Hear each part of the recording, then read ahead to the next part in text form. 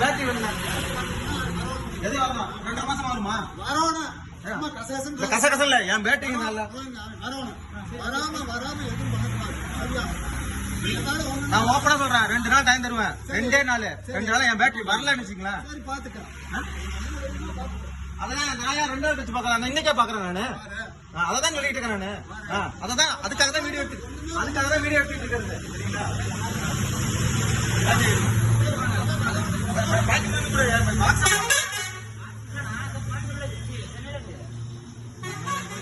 காலையில சென்னை என்ன இப்ப கோயம்புத்தூர்ன்ற